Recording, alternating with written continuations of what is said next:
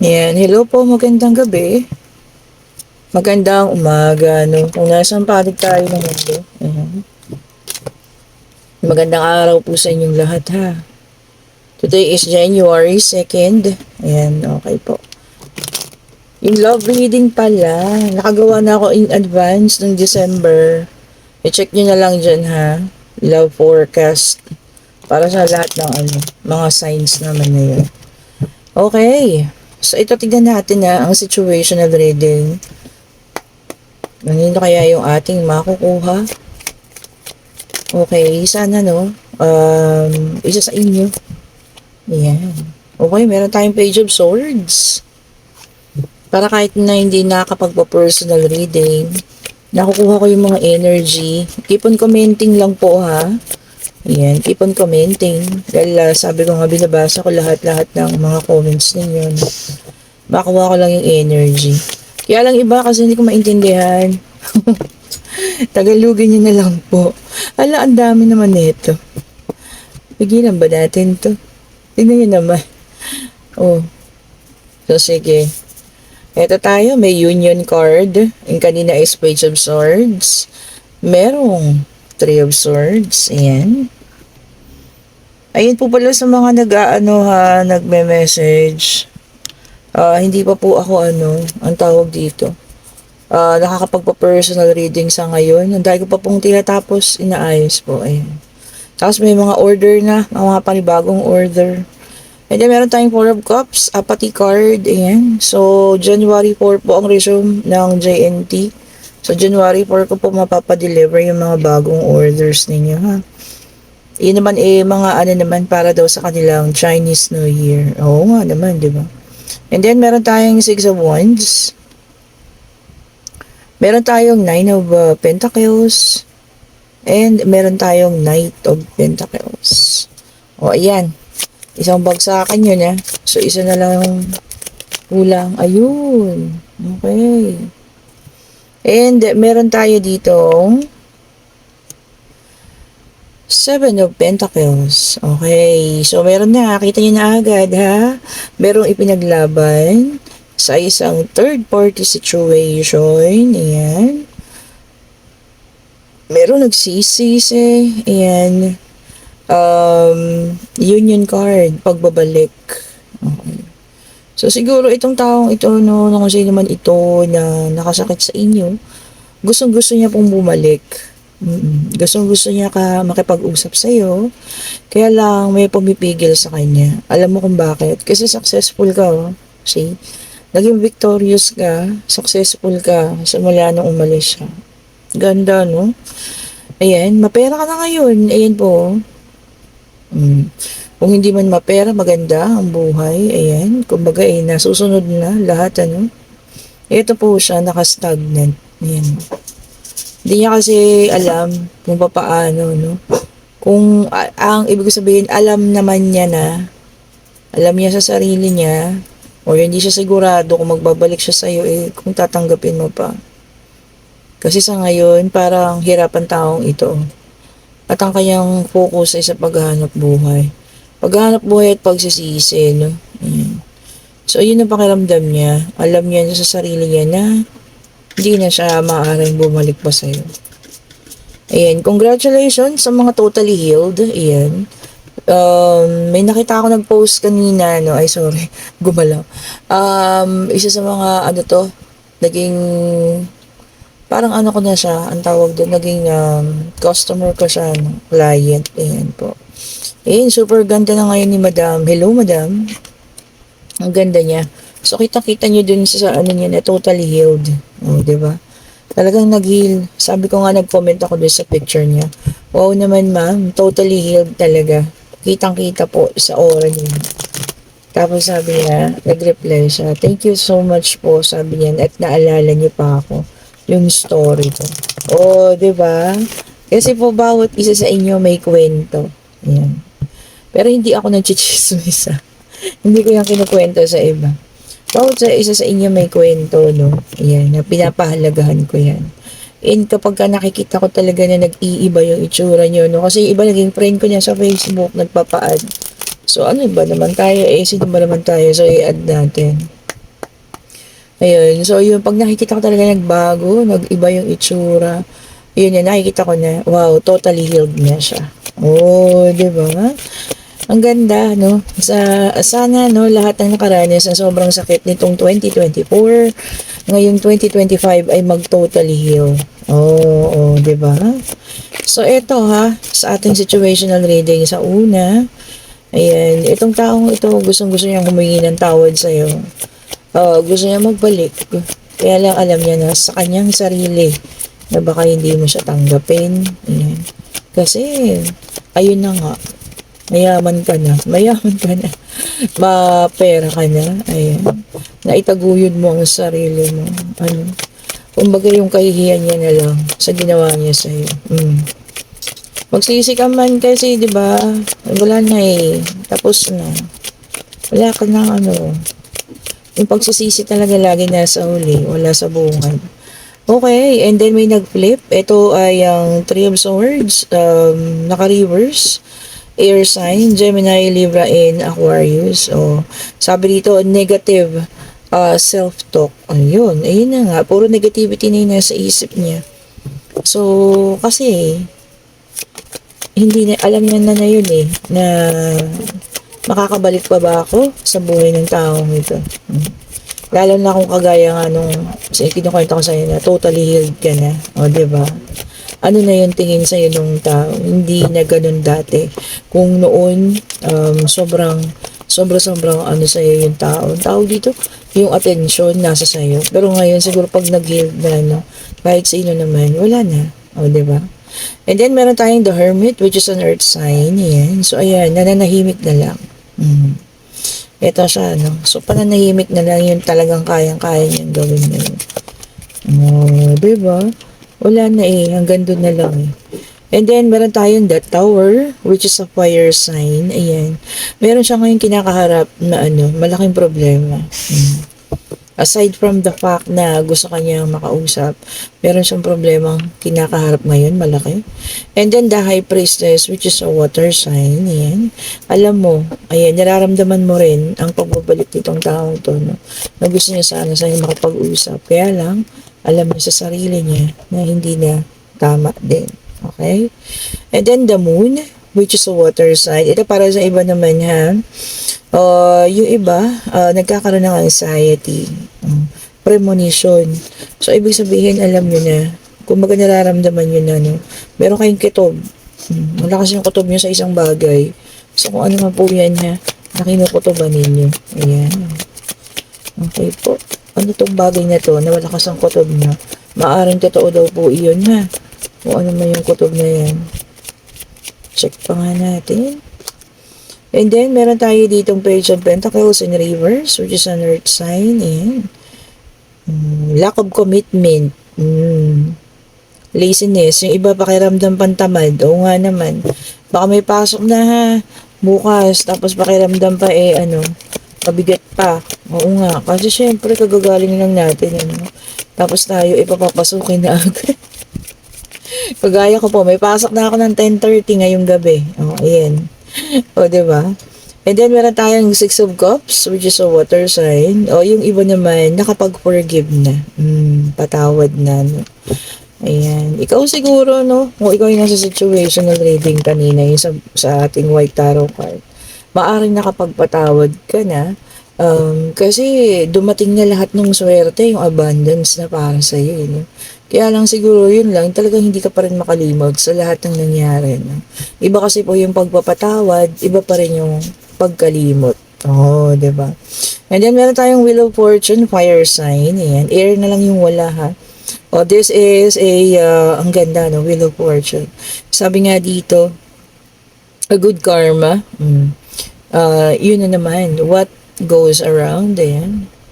What goes around comes around. Kung ano yung ginawa mo from the past, saan mong aanihin sa ngayon? Diba?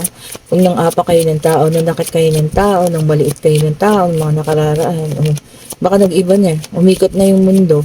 Kayo naman ngayon, yung nakaging biktima. Diba? Ganun talaga eh. So, minsan talagang kailangan natin tingnan din ang mga bagay-bagay. Hindi porket kung makariwasa ka na sa buhay, nakaka naman sasama yung ugali. Huwag mo ganun ha. So, tignan-tignan din natin, sabi ko nga, magpasalamat sa lahat ng mga bagay na natatanggap. Pero wag mong babaguhin yung sarili mo dahil lang sa mga material na bagay. Oh, di ba? Ang ganda nun. Ikaw pa rin yan. Be yourself. Okay po? And then, meron tayong page of wands. Ito naka-reverse, which is a fire sign. Ayan. Sabi niya, lack of direction. Yung iba, wala na ng direction sa buhay. Poor communication. Yung iba, mawawala ng komunikasyon. Siguro sa isang tao. Ayan. Alam nyo, pag hindi na kayo pinapahalagahan, or kayo na lang yung chat ng chat, nako, mag-isip na po ha. Alam nyo na yun, dapat yung gawin dyan. Hindi ka na mahal ng taong yan. Pagka yun nga, nagmamakaawa ka na sa isang atensyon. Tandaan nyo yan ha. Kapag hindi na kayo binibigyan ng atensyon at kayo po na lang ang gumagawa ng paraan para kayo ay mapansin, naku, hindi kayo tunay na mahal ng taong ito, no? And then, meron tayong the devil, which is an earth sign. Ayan. So, meron pa rin ha, yung mga materialistic dyan. Meron pa rin daw po. Saka yung iba nga, nabubuhay pa rin sa codependency. Ang pangit ng ganun, kasi lalo na kung hiwalay na kayo, tapos hindi ka makamove on, dahil lang sa pakiramdam mo, nakadepende na lahat sa kanya. Naku, mag-ano ka na po, baguhin na yan ha, bumangon na. Ikaw na lang mismo ang magpabago sa sarili mo ha. Okay? Or ikaw na mismo yung maging dependent ka sa sarili mo. Mas maganda po yun. Kaysa yun tayo ay nag-aantay lang sa isang tao. Ayan, minsan nag-aantay ka na lang sa wala. And then meron tayong the magician, which is an air sign. So lumabas ang ating air. Kaya lang naka-reverse ang ating the magician. Okay? Yung iba sa inyo, poor planning. Yung mga nagplano dyan. Tapos mga na-cancelled. Kinancelled. Tapos sabi niya rito, manipulation. Ingat-ingat po ha. Baka mamanipula kayo ng taong manipulator. So yun, nandoon pa rin sa mga ganong relasyon. Alam niyo yung mga ganong paulit-ulit na relasyon, narcissistic, yan, Tapos mga manipulator, bitawan niyo na po yan. Sabi ko sa inyo, bitawan niyo na yan. Kasi yan sa mga dahilan kung bakit yung swerte hindi makalapit sa inyo po. Kasi negative energy yun eh. Okay po, negative energy na talaga nakakapit na sa inyo. So, hindi siya maganda para po sa sarili ninyo. Negative energy po siya. Okay, and meron tayo dito ang Six of Swords, which is an air sign. Transition, leaving behind, releasing baggage, pagtanggal, pag-alis ng mga baggage daw po, yung mga, anong tawag dyan? Mga excess baggage, kung nga naman, tanggalin na po yan ha, mag-declutter, maglinis, hindi lang sa loob ng bahay, pati sa mga emosyon, nga naman. And then, meron tayong Two of Wands, which is a fire sign. Ayan. So, may magpaplano. Hindi ko alam kung anong iniisip mo. Ayan. Baka meron kang pupuntahan. Ayan. Meron kang gustong gawin ngayong 2025. Maaari kang mag-business siguro, no? Baka yun ang mga plano mo. Ayan. Yun na nga. Yung iba rin, gustong balikan yung mga ex. Ayan. Yun nga lang, hindi pa alam kung paano yung gagawin, ha? Siyempre, ikaw ba naman agad-agad makakabalik kumbaga ikaw nakagawa ng sakit. Ewan ko na lang sa iba kung tatanggapin pa ha. Lalo na yung talagang totally healed and move on na. Nag-iiba kasi po ang pakiramdam o pananaw ng isang tao. Kapag kayong totally healed ka na, iba na yung tingin mo doon sa taong minahal mo na yun. May iba nga wala nang nararamdaman marami ko nakakausap na ganyan ha. Kung kailan nagbabalik, wala na, hindi na nila nararamdaman. Wala na silang pakialam. Parang na sila, ibang tao na yung taong yun, hindi na kagaya ng dati. Di ba? Correct me if I'm wrong. Okay po, comment tayo dyan. And then meron tayong Two of Swords in reverse. Ayan. Sabi dito, walang tamang pagdedesisyon sa ngayon. Kung sino ka man ha. Sa ngayon daw po, walang tama doon sa desisyon na gagawin mo. Ano ba yun? Tungkol saan ba yun? Diba? Mag-analyze po muna bago magbitaw ng isang desisyon. Kasi wala daw pong tamang desisyon. Kung ano man ito, ha? Okay, and then meron tayong Seven of Pentacles, ayan. Earth sign, Taurus, Virgo, and Capricorn. Parang napakarami ng earth sign dito, mga tagalupa, okay? Tapos sabi dito, hard work. Oh, ayan, ngayon, puro pag-hard work lang yung iba. Oo, balik na tayo sa hard work, ayan. Mag-ipon ulit tayo para sa December yung ating gagastusin. Oh, di ba? Kailangan po talaga natin ngayon yan. Umpisahan natin ang 2025 ng hard work. Oh, di ba? Ang ganda. Ayan. So, lahat po ha, kung nagugustuhan yung ating reading, pa-like, pa-subscribe, and hit the notification bell para lagi pong updated sa mga bagong video na ating nire-release. Okay, ito na yung ating final card sa deck of cards, which is a Seven of Cups, Water Sign, Cancer, Scorpio, and Pisces. O maraming opportunity darating para sa iba ha. Meron ding hiningi na ibibigay na ng Panginoon kung ano man po yan. Oh, 'di ba ang ganda? So anything na kung ano man yung hiningi mo, ayan na, bibigay na sa atin ng Panginoon. Paparating na, claim it, no? Salubungin ng dalawang palad, bukas palad, eh. And, ano yung kanina sa ating situational reading, ano? Maaring sa ang tao ito, eh, gusto-gusto niya makabalikan, makipag-usap sa iyo, pero alam niya sa sarili niya na maaring hindi mo na siya tanggapin. Oh, di ba? At sobra din yung kanyang pagsisisi at kahihiyan or nahihiya. Ayan. Sobrang hiya niya sa lahat ng mga dinulot niya sa iyong sakit. Oh, di ba? So, ikaw, kung maramdaman mo, alam ko nararamdaman mo yan, kasi nga may pagkaano rin, ano, high priestess, malakas din yung intuition. So kung nararamdaman mo yun, ikaw, ano ba? Siguro yung mga totally healed na tao ang magiging desisyon. Sige, pwede naman tayo maging magkaibigan ulit, pero hanggang doon na lang po yun, ano? Pero yung iba na talagang move forward na, baka hindi na rin.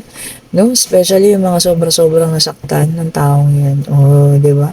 Yung sobrang pain, no? Talagang wala na. Kasi pagka yung sobra-sobrang pain yung natanggap mo sa isang tao, parang nawawala lahat. Pati respeto, love, lahat po yan nawawala. Oh, correct me if I'm wrong. Comment.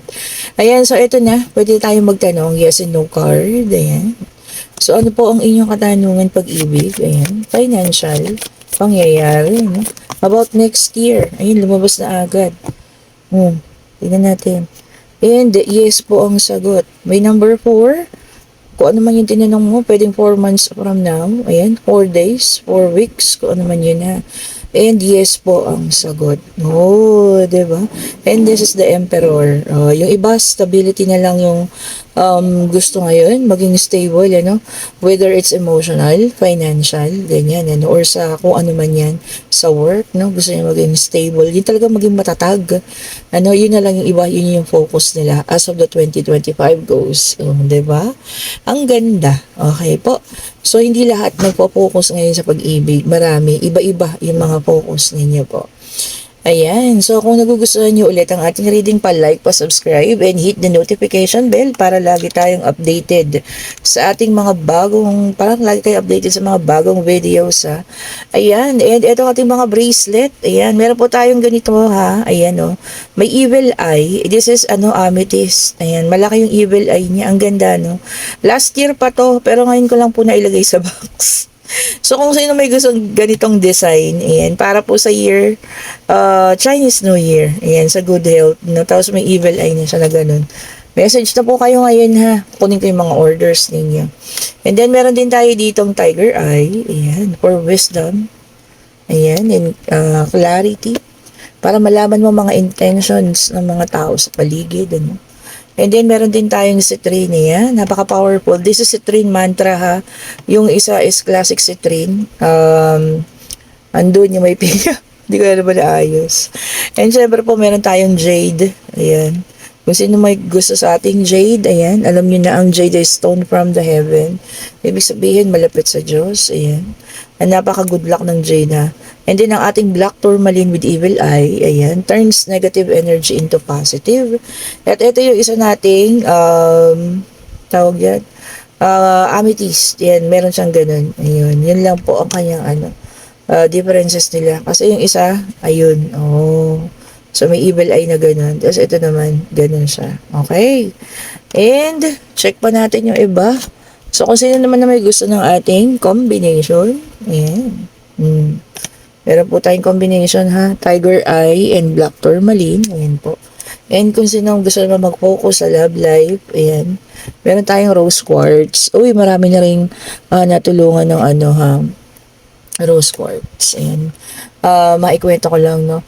Yung iba, mga nag-order ng Rose Quartz, ano, kagaya nung si ma'am, ang main objective niya noon before is parang gusto niyang bumalik yung person niya. Tapos sabi ko, kasi talagang ano sobrang na-hurt siya.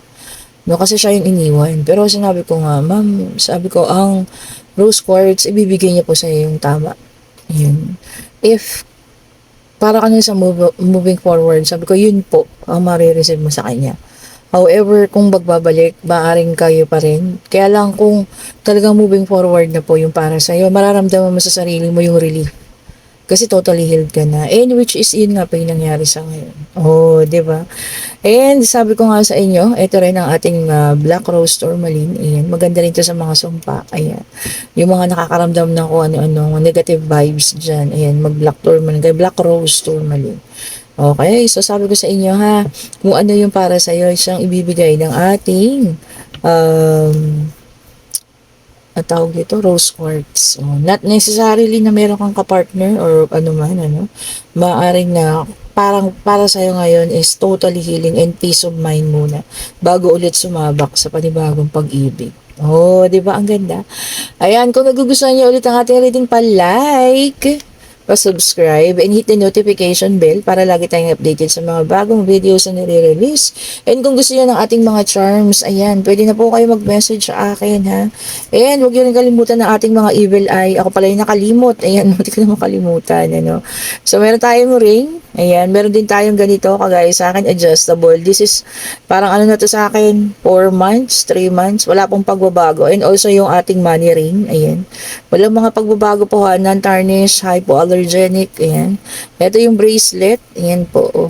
Ayan, parang iisa na lang ito yung stock natin dito, no. Ang dami nag-order nito bago po New Year. Kasi ang ganda talaga niya eh.